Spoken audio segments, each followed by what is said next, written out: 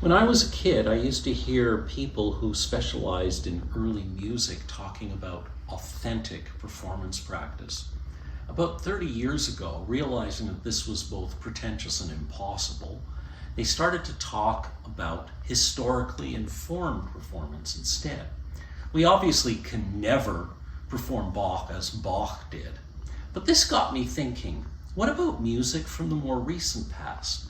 Is authenticity possible when performing music written 80 years ago? And that brings us to Warren Cohen's Appalachian Spring, a work we will be performing on our October 20th concert. This work is extensively documented. We have film of the first dance performance. We have recordings done within a year of the premiere. We have an 1958 television version based largely on the original recording. We have the original choreography. We have recordings of all the different versions of the work, including 3 where the composer himself is conducting. We have film of the composer conducting the full orchestra version of the room, and even better, we have an audio recording of Copland leading a rehearsal of Appalachian Spring. It would be hard to have a more complete basis for creating a historically informed performance of Copland's Appalachian Spring, 80 years after its completion. And yet, I listened to the vibrato used by the flute player in that 1976 film of the composer conducting. People don't play like that anymore. It sounds wrong.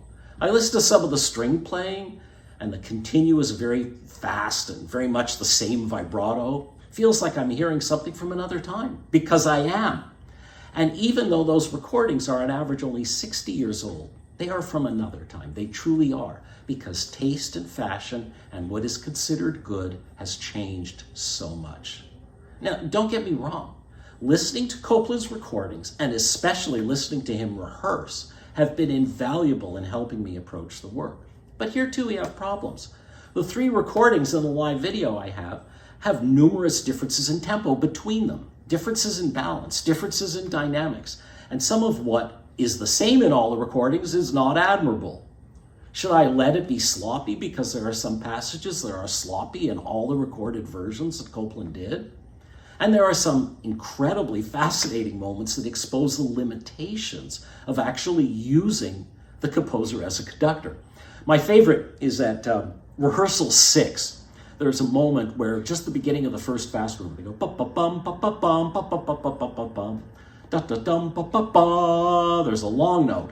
And on that long note, the strings have a down bow and then an up bow. And there's a big crescendo on that long note, usually. Ba-ba-bum, ba-ba-bum.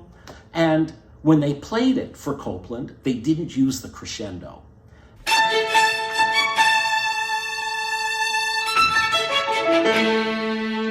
Would you mark a crescendo on the A with the fermata?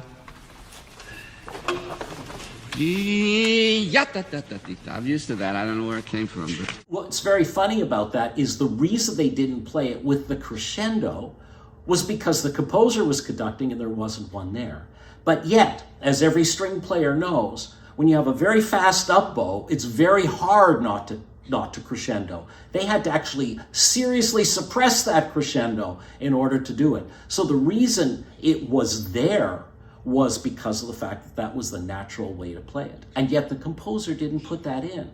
And so, did he not really want a crescendo? He just said he was kind of used to it. Well, I'll tell you what, it sounds pretty bad. So you better put that crescendo in, whether he wanted it or not.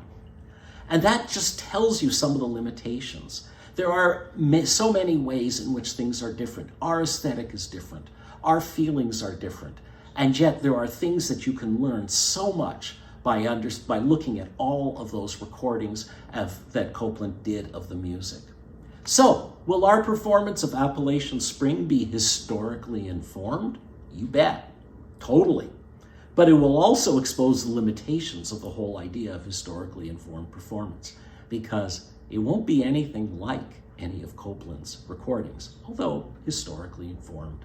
Come hear it, October 20th, 6 p.m., Musical Instruments Museum in Phoenix. Looking forward to seeing you all there.